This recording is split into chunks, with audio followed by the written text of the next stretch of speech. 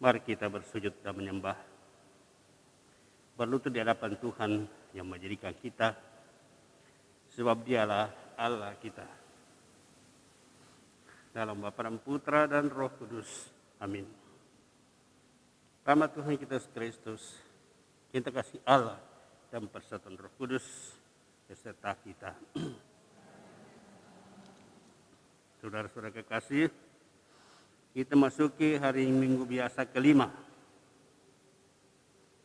Yesus datang ke dalam dunia untuk membebaskan kita dari segala penderitaan, belenggu, tapi terutama membebaskan kita dari belenggu rohani, itu penebusan dosa-dosa kita. Karena itu kalau kita hanya berhenti memohon kesembuhan jasmani, memohon kepentingan duniawi, tidak sampai pada mencari keselamatan pada Yesus, Yesus akan menghindar, meninggalkan kita. Karena itu mari kita pada kesempatan ini datang kepada Yesus, bukan hanya mau berkat dunia, tapi lebih-lebih supaya memahami karya keselamatan dan sentiasa memuliakan Tuhan. Kita mohon ampun atas dosa-dosa kita, agar layak merayakan peristiwa penyelamatan ini.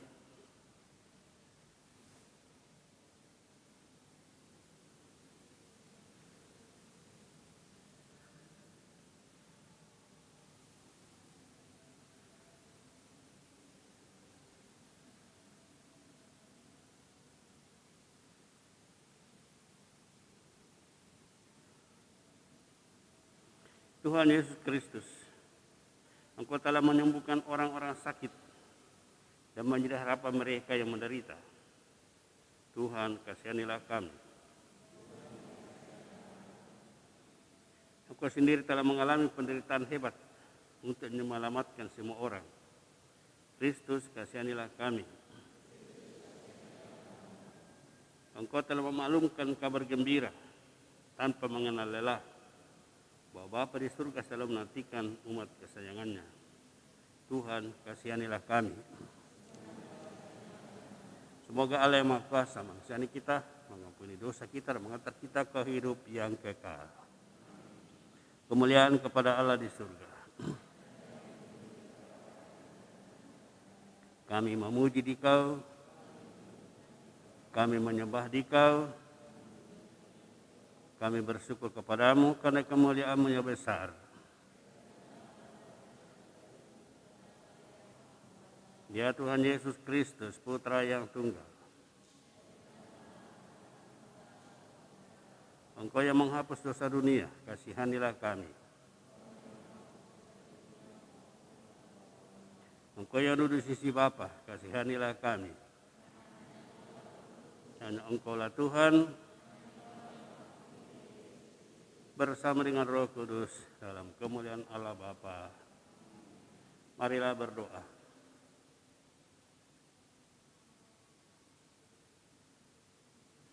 Allah yang penuh belas kasih, Engkau mengutus Yesus Kristus Putramu untuk mewartakan kabar gembira kepada dunia. Semua kami menerima kehadirannya dengan penuh sukacita, seraya mengambil bagian dalam pewartaan Injil. Sebab Dia Tuhan dan pengantara kami, hidup dan berkuasa bersama Dikau dalam persekutuan Roh Kudus, Allah sepanjang segala masa.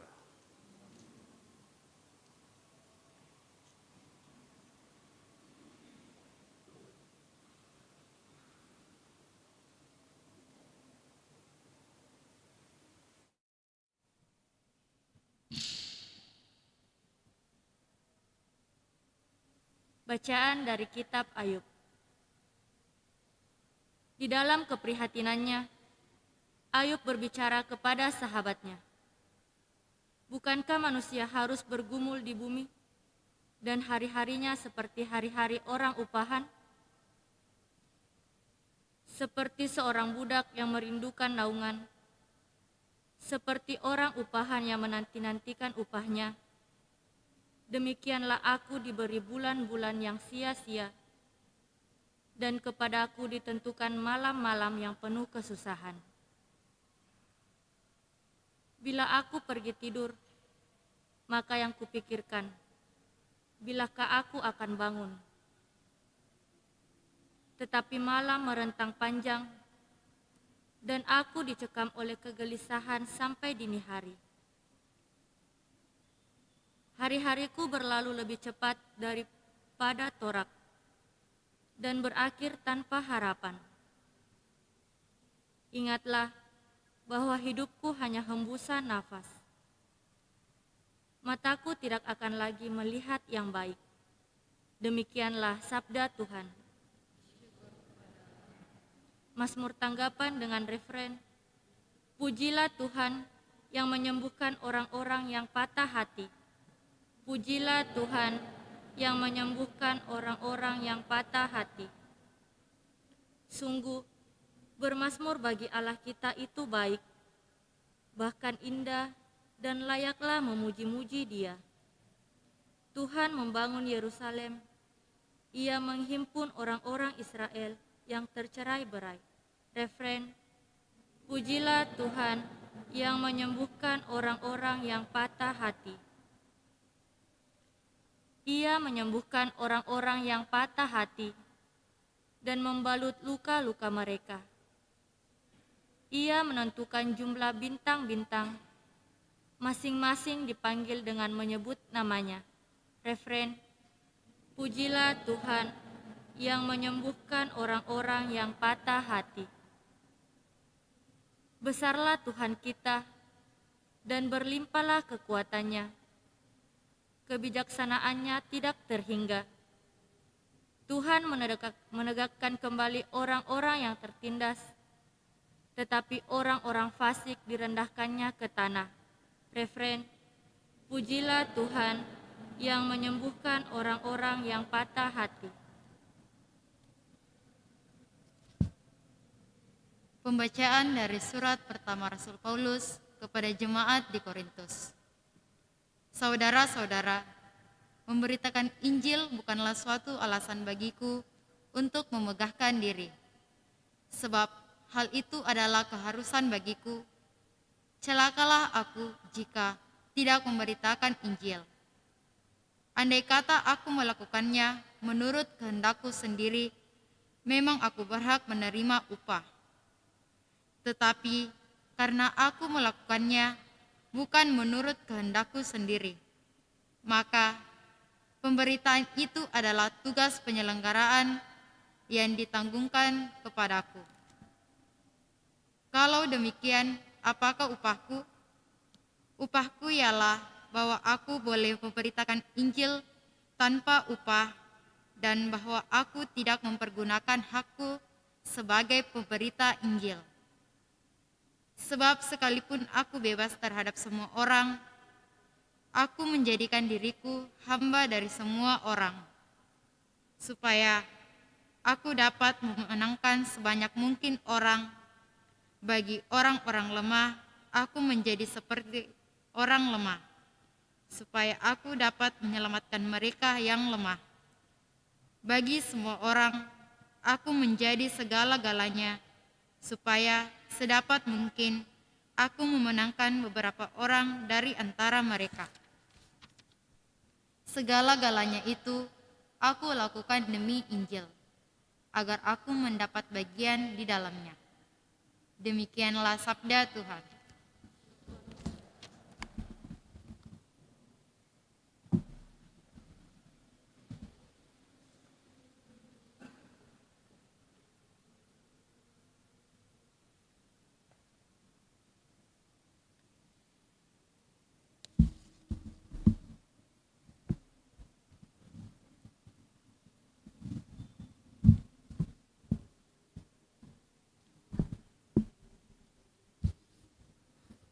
Tuhan bersamamu. Inilah Injil Kristus menurut Markus.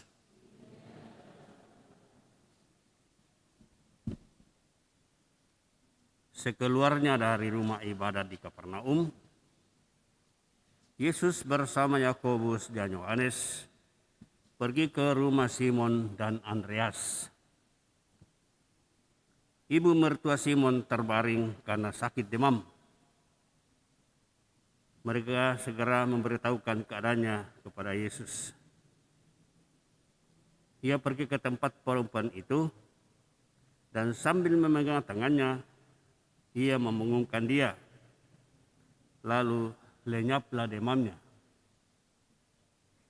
Kemudian perempuan itu melayani mereka. Menjelang malam, sesudah matahari terbenam, dibawalah kepada Yesus semua orang yang menderita sakit dan yang kerasukan setan. Seluruh penduduk kota itu pun berkerumun di depan pintu. Yesus menyembuhkan banyak orang yang menderita bermacam-macam penyakit dan mengusir banyak setan. Ia tidak memperbolehkan setan-setan itu berbicara, sebab mereka mengenal dia. Keesokan harinya, waktu hari masih gelap, Yesus bangun dan pergi keluar. Ia pergi ke tempat yang terpencil dan berdoa di sana. Tetapi Simon dan kawan-kawannya mencari dia. Ketika menemukan Yesus, mereka berkata, "Semua orang mencari engkau." Jawab Yesus, "Marilah kita pergi ke tempat lain, ke kota-kota sekitar ini, supaya di sana juga aku memberitakan Injil. Karena untuk itu aku telah datang." Lalu pergilah Yesus ke seluruh Galilea, memberitakan Injil dalam rumah-rumah ibadat mereka dan mengusir setan-setan. Demikianlah Injil Tuhan.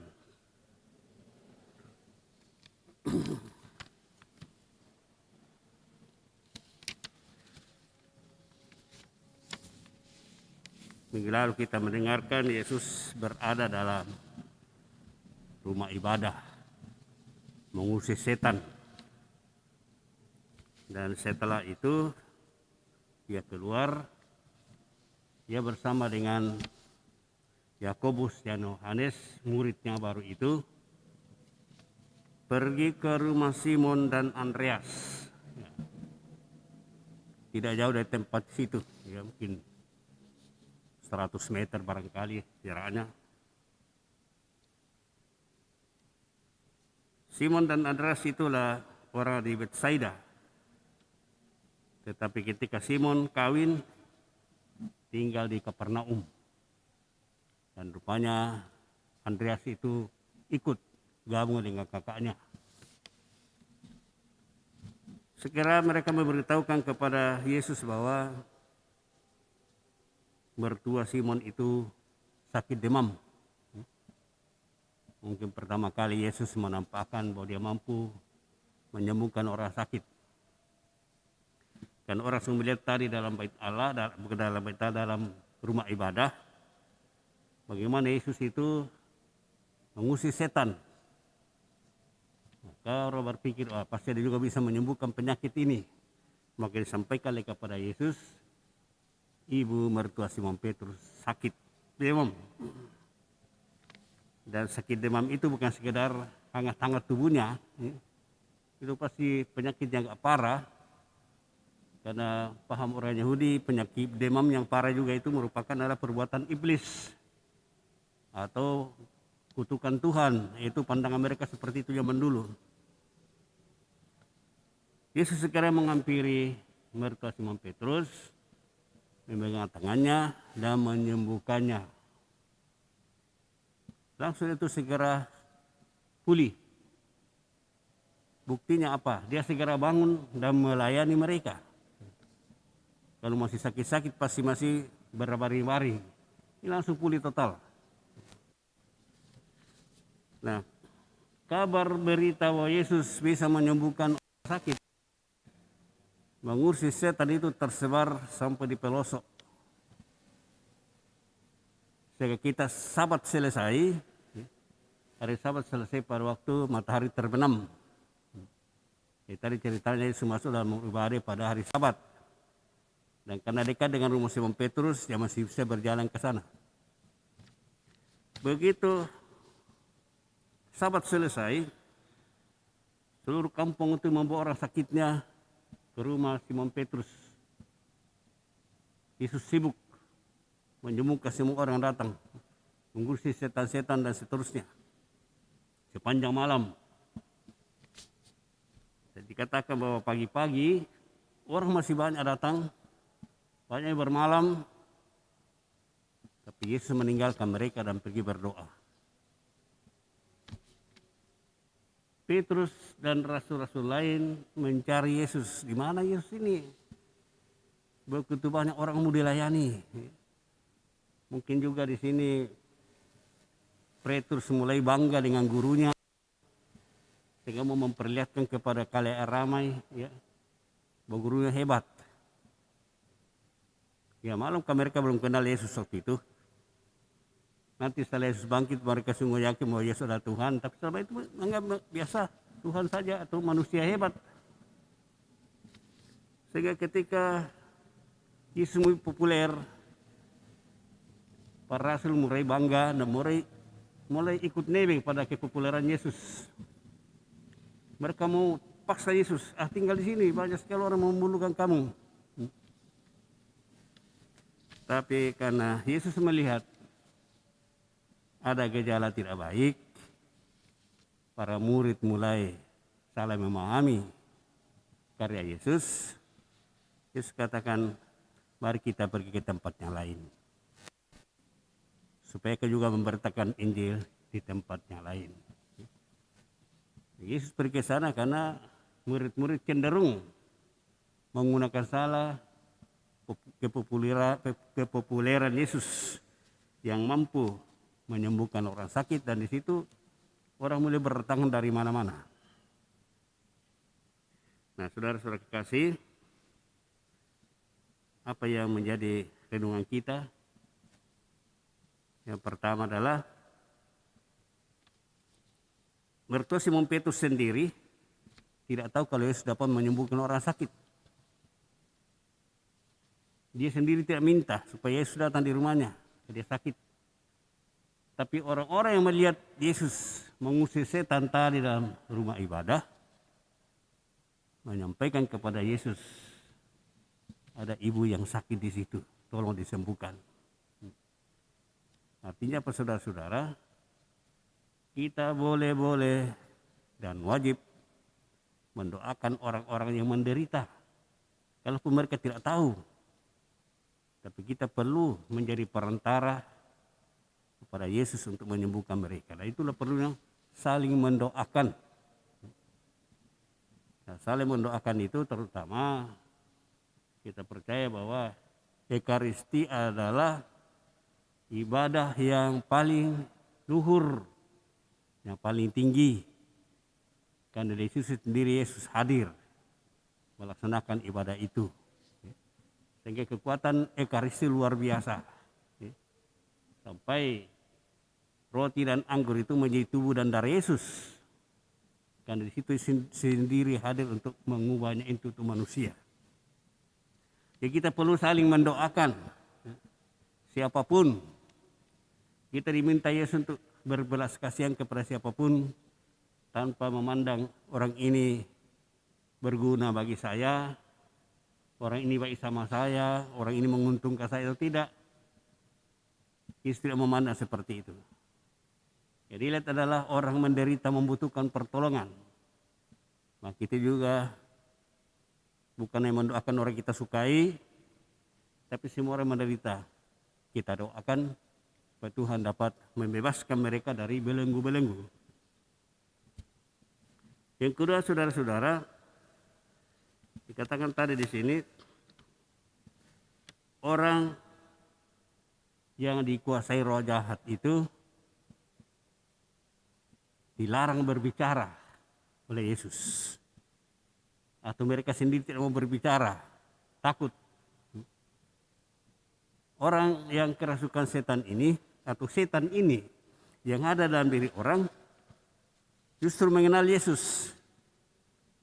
Padahal orang lain tidak mengenalnya. Dari mana tahu bahwa Yesus itu Tuhan? Mereka pernah sama-sama di surga. Setan-setan dulu ada di surga. Tapi karena memberontak kepada Tuhan, lalu diterjunkan ke dalam bumi. Jadi mereka duluan tahu siapa itu Yesus. Kita sama-sama dulu di surga. Karena itu ketika Yesus menghardik langsung takut. Sudah dihardik di surga dulu, diusir di surga, maka Yesus berbicara sekarang, maka takut lagi. Nah, kalau menurut penafsir kitab suci,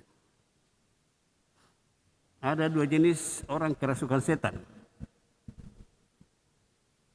Kerasukan setan yang pertama itu orang yang memang digoncang-goncang berbicara dengan segala macam gaya. Mungkin dia tidak sadar. Orang kesurupan. Dia tidak menguasai dirinya, itu dikuasai oleh setan. Kemudian ada kerasukan setan kedua. Orang Farisi. Sehat walafiat. Tidak sakit. Tapi pikirannya dirasuki pikiran setan. Sehingga selalu beroposisi dengan Yesus. Apa dilakukannya selalu salah. Apa dikatakannya selalu diprotes. Inilah orang kerasukan otaknya. Mereka tidak sadar. Dan bahkan mungkin iblis mengatakan mereka bahwa mereka itu benar. Bahkan mungkin mereka menganggap diri pahlawan.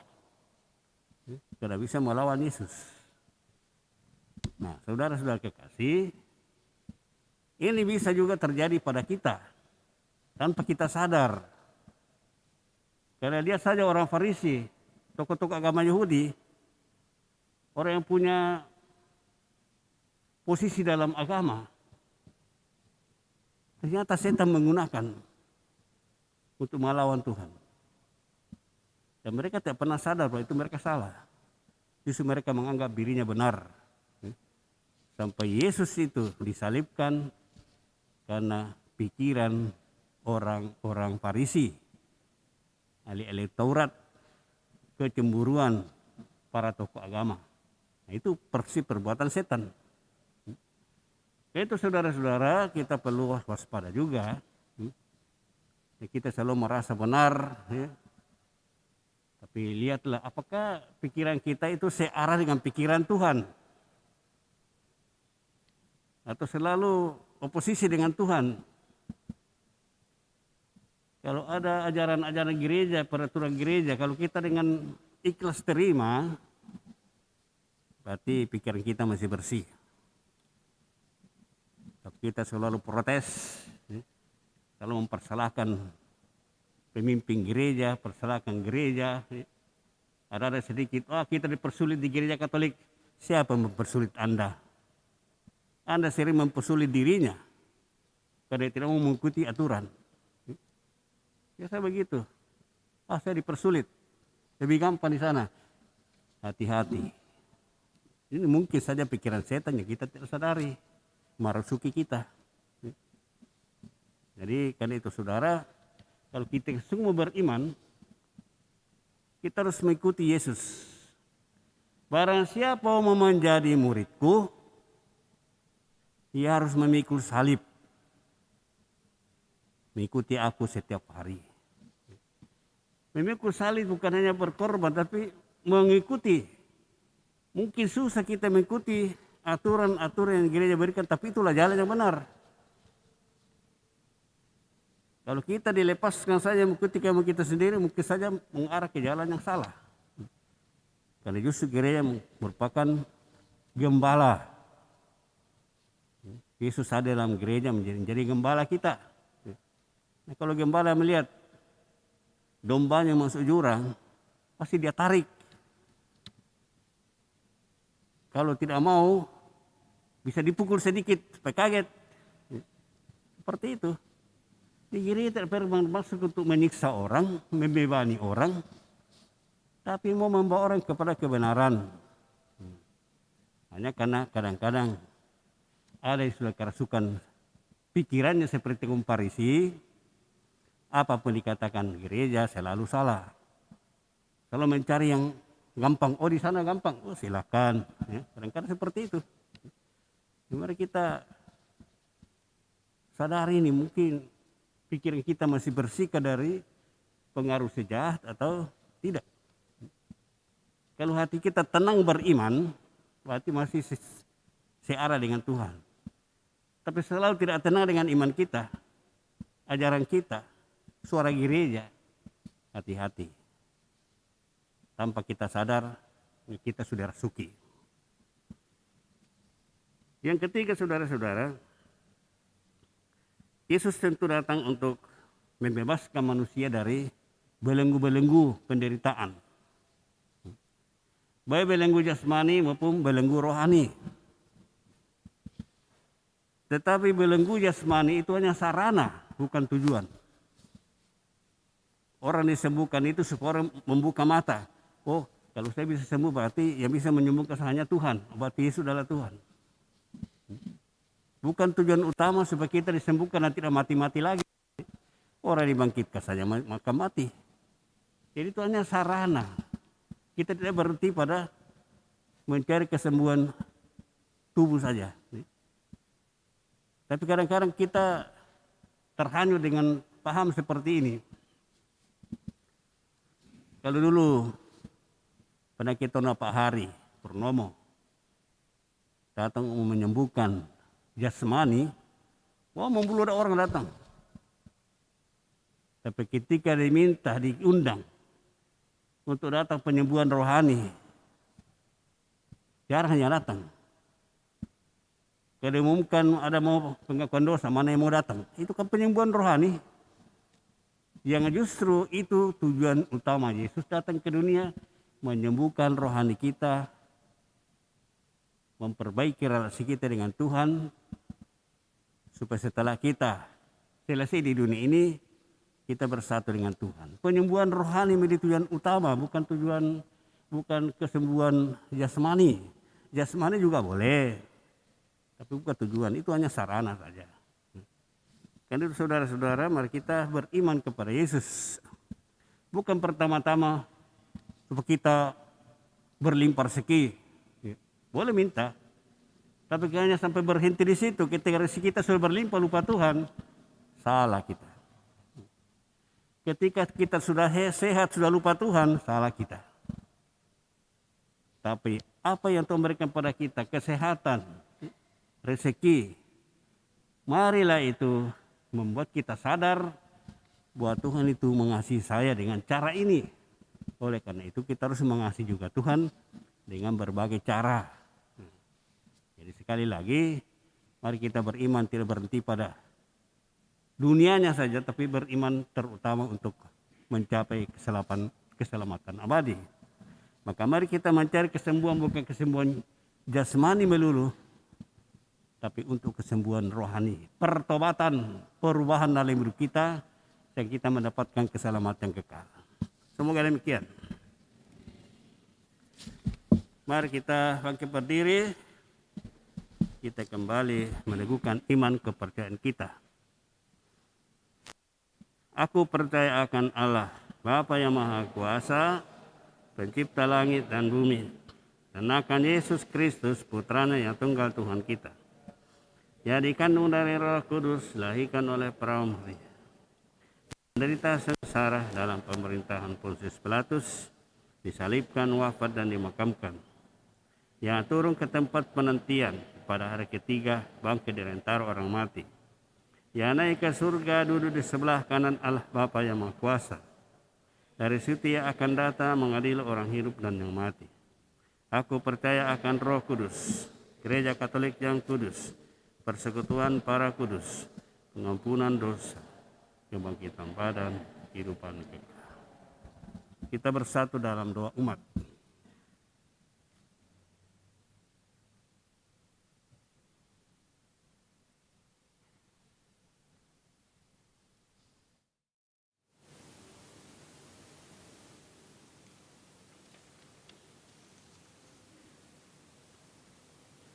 Allah Bapa yang Maha Kudus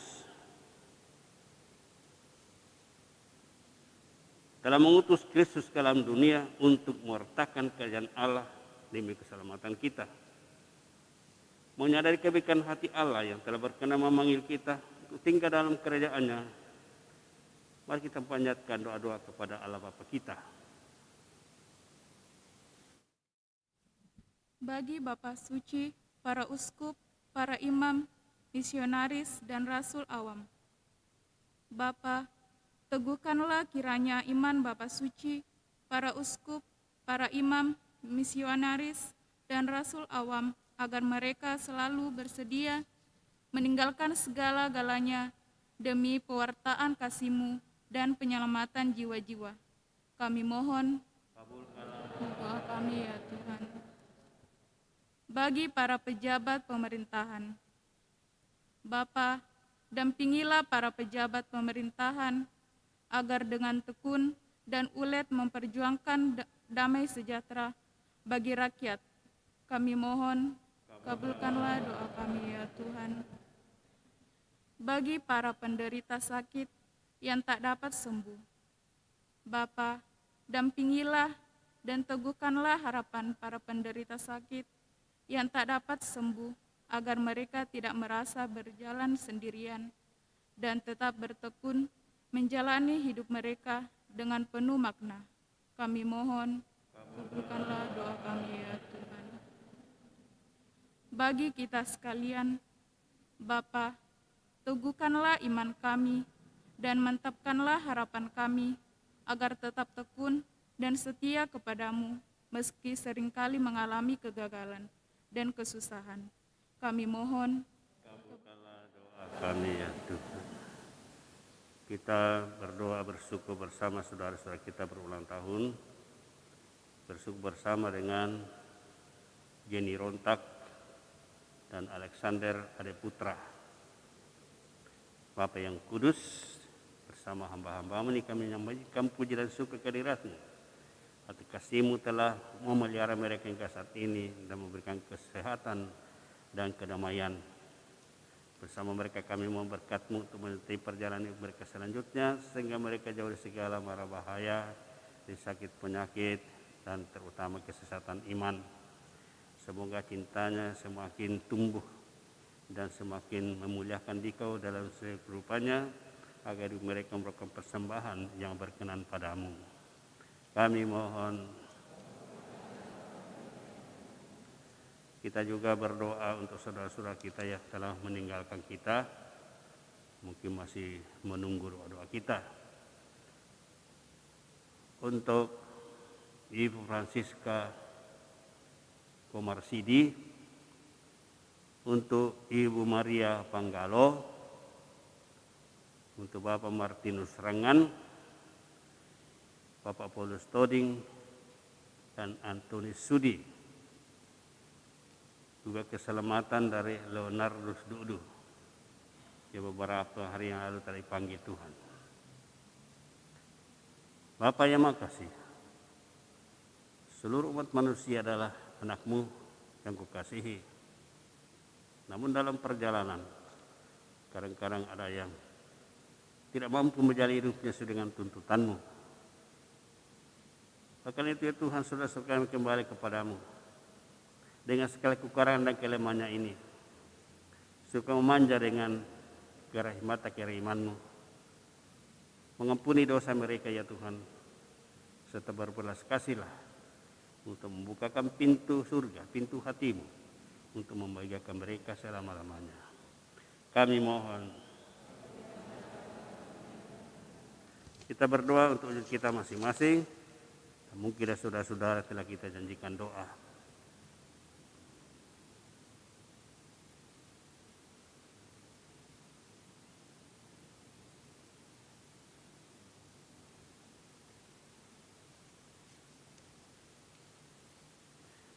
Kami mohon, kabulkanlah doa kami ya Tuhan.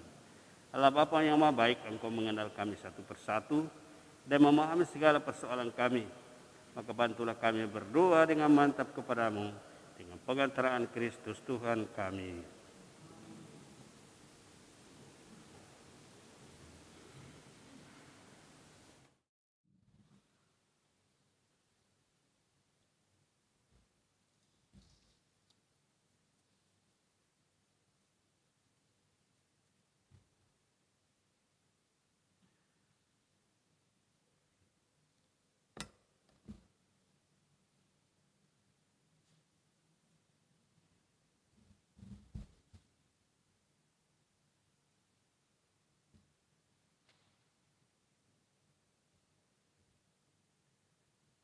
Terpujilah Engkau ya Tuhan Allah semesta alam, sebab dari kemurahan-Mu kami menerima roti yang kami siapkan ini.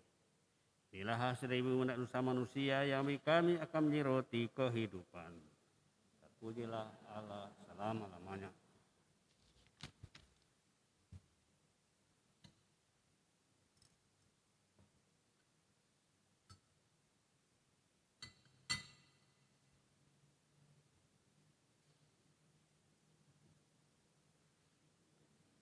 Terpujilah Engkau ya Tuhan Allah semesta alam, sebab dari kemurahan-Mu kami menerima anggur yang kami siapkan ini. Inilah hasil dari pohon anggur dan usaha manusia yang bagi kami akan menjadi minuman rohani. Terpujilah Allah selama-lamanya.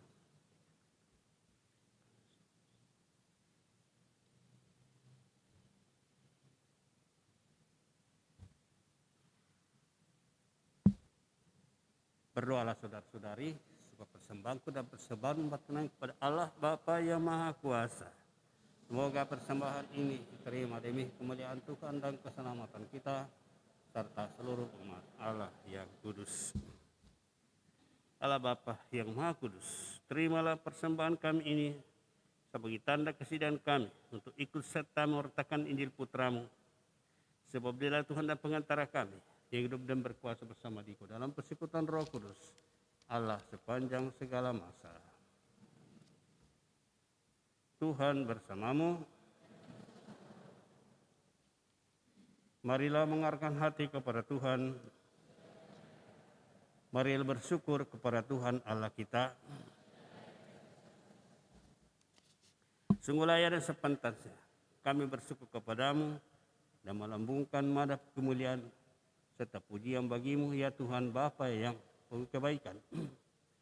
Sebab berkat sabda Injil Putramu, Engkau telah menghimpun satu gereja dari segala suku, bahasa dan bangsa. Dengan perantaraan gereja yang telah dihidupkan oleh kekuatan Roh Kudus, Engkau terus-menerus menghimpun semua orang menjadi satu. Tak henti-hentinya gereja-Mu membangkitkan harapan yang membahagiakan akan datangnya kerajaan-Mu dengan menyatakan perjanjian cinta kasih-Mu. Ia tampak cemerlang sebagai tanda kesetiaan yang Kau janjikan untuk selamanya dalam Kristus Yesus Tuhan kami.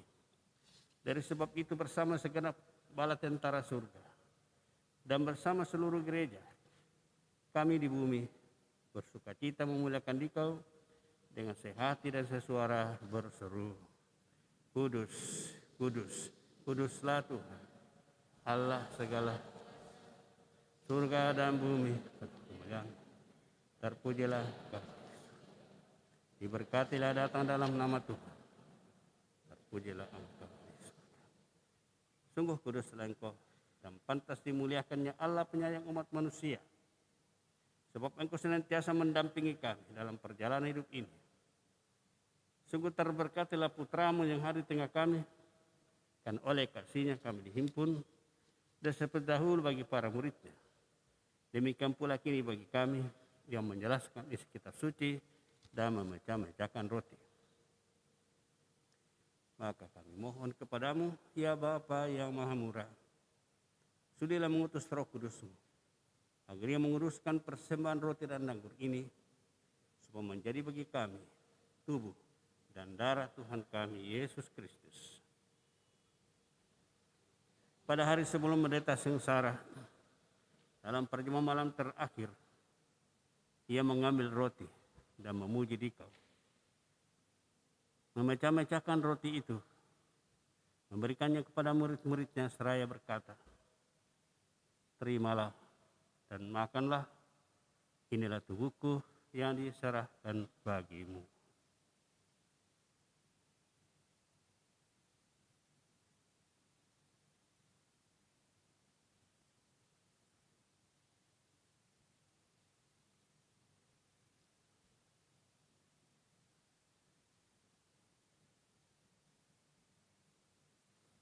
Demikian pula sesudah perjamuan, Ia mengambil piala, mengucap syukur kepadamu, lalu memberikan piala itu kepada murid-murid-Nya seraya berkata, terimalah dan minumlah, inilah piala darahku, darah perjanjian baru dan kekal, yang ditumpahkan bagimu dan bagi semua orang demi pengampunan dosa.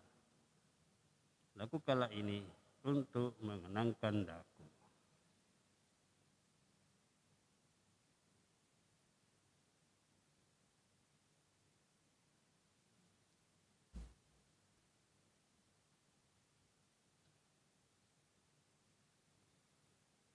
Marilah menyatakan misteri iman kita. Wafat Kristus kita maklumkan, kebangkitannya kita muliakan, kedatangannya kita. Dari sebab itu ya Bapa yang kudus, kami mengenangkan Yesus Kristus Putramu penyelamat kami. Melalui penderitaan dan kematiannya pada kayu salib, Ia telah kuantar menuju kemuliaan kebangkitan dan kuberi tempat di sisi kananmu. Sambil mengenangkan Dia, kami mewartakan karya cinta kasih-Mu sampai Ia datang kembali, dan kepadamu kami mempersembahkan roti kehidupan dan piala syukur. Ya Bapa, sudilah menerima persembahan gereja-Mu ini. Di dalamnya kami menghadirkan kurban Paskah Kristus, hidup selama-lamanya. Semoga berkat pukatan roh cinta kasih-Mu, kini dan selamanya, kami dicatat sebagai anggota putra-Mu, dan karena kami telah mengambil bagian dalam tubuh dan darahnya. Ya Tuhan, perbaharui gereja-Mu dan terang Injil. Teguhkanlah ikatan persatuan antara kaum beriman dan para gembala umat-Mu. Bersama Paus kami Fransiskus, uskup kami Yohanes, dan seluruh jajaran para uskup, agar di dunia terkoyak oleh perselisihan, umat-Mu menjadi tanda kenabian dan memancarkan persatuan dan kerukunan.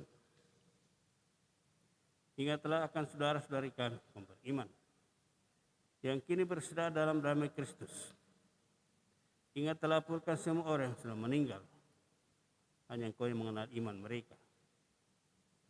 Perkenankanlah mereka menikmati cahaya wajah-Mu, dan pada waktu kebangkitan anugerahi mereka kepenuhan hidup. Sehinggalah kami pula mencapai kediaman abadi setelah mengakhiri sejarah kami di dunia ini. Di sana kami akan hidup abadi bersama Engkau, bersama Santa Para Maria Bunda Allah, para rasul dan para martir-Mu, bersama Santo Paulus Miki dan kawan-kawan, dan dalam kesatuan dengan semua orang kudus, kami akan memuji dan mengagungkan Dikau, demi Yesus Kristus Putra-Mu, dengan pengantaraan Kristus, bersama Dia dan dalam Dia. Bagi-Mu Allah Bapa yang Maha Kuasa, dalam persekutuan dengan Roh Kudus, segala hormat dan kemuliaan sepanjang segala masa. Atas petunjuk penyelamat kita yang menurut ajaran ilahi, maka beranilah kita berdoa. Bapa kami yang ada di surga, dimuliakanlah nama-Mu, datanglah kerajaan-Mu, jadilah kehendak-Mu di atas bumi seperti dalam surga. Berilah kami rezeki pada hari ini, dan ampunilah kesalahan seperti kami pun mengampuni yang bersalah kepada kami, dan janganlah masukkan kami ke dalam pencobaan, tetapi bebaskanlah kami dari yang jahat. Ya Bapa, bebaskanlah kami dari segala yang jahat, dan berilah kami damai-Mu. Kasihanilah dan bantulah kami supaya selalu bersih dari noda dosa dan terhindar segala gangguan, sehingga kami dapat hidup dengan tenteram sambil mengharapkan kedatangan penyelamat kami, Yesus Kristus.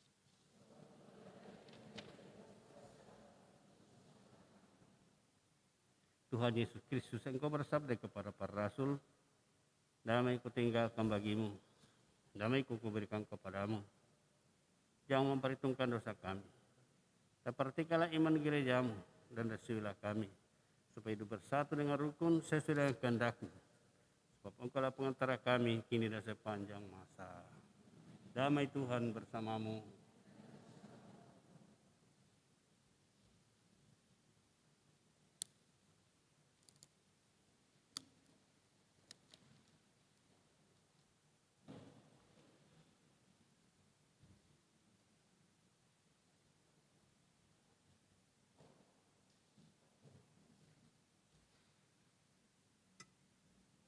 Anak domba Allah yang menghapus dosa dunia, kasihanilah kami. Anak domba Allah yang menghapus dosa dunia, kasihanilah kami. Anak domba Allah yang menghapus dosa dunia, berilah kami damai.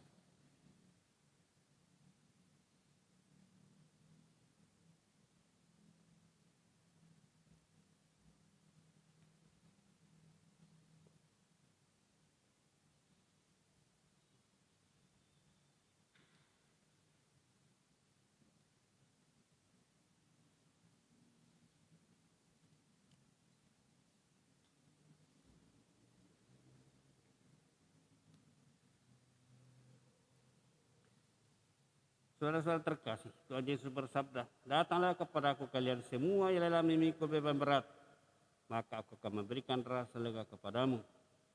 Beban dosa kita pun akan dihapus. Maka berbahagialah kita sekalian yang diundang ke perjamuan Tuhan. Ya Tuhan, saya tidak pantas untuk tinggalkan saya. Tapi bersabdalah saja, maka saya akan tubuh dan darah Kristus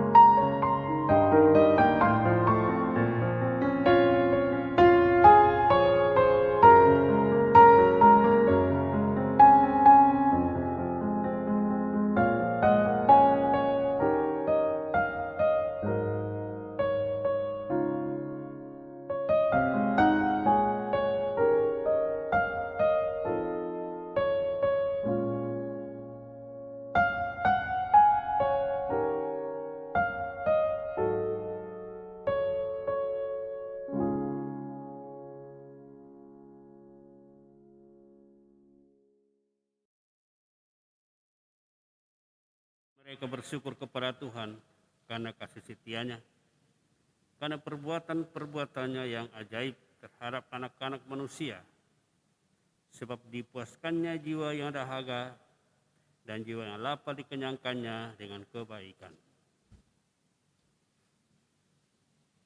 Marilah berdoa. Ya Allah, kami bersyukur karena Kau perkenankan untuk menyambut tubuh putramu. Semoga kami dikuatkan untuk melaksanakan tugas perutusan kami, yang ikut serta mewujudkan kabar gembira keselamatan di tengah-tengah masyarakat, sampai kami sendiri mengalaminya secara penuh di dalam kerajaan-Mu. Demi Yesus Kristus Putra-Mu terhadap antara kami, hidup dan berkuasa bersama Dikau dan persekutuan Roh Kudus, Allah sepanjang segala masa. Adakah pengumuman? Ya, belum ada. Masih sama minggu depan. Kita tetap muka terbatas sampai live streaming. Tetap menjaga protokol kesehatan. Dan tanggal 17 itu ada Rabu Abu. Nanti juga termasuk tugas live streaming untuk mempersiapkan kartu-kartu siapa yang akan hadir. Ya. Itu sementara pelaksanaan Prapaskah dan Paskah diambil alih Dewan Paroki. Tidak ada panitia. Diambil alih Dewan Paroki. Ya. Sehingga kalau ada hal-hal yang mengaku urusan itu, coba hubungi Dewan Paroki. Terima kasih. Kita akhiri perayaan kita dan memberkat Tuhan. Tuhan bersamamu. Semoga saudara sekalian senantiasa lindungi, disertai bimbing berkat Allah yang Maha Kuasa, Bapa dan Putra dan Roh Kudus. Amin. Perayaan Ekaristi kita telah selesai. Mari kita pergi ikut serta mewartakan kabar pembebasan dari Kristus.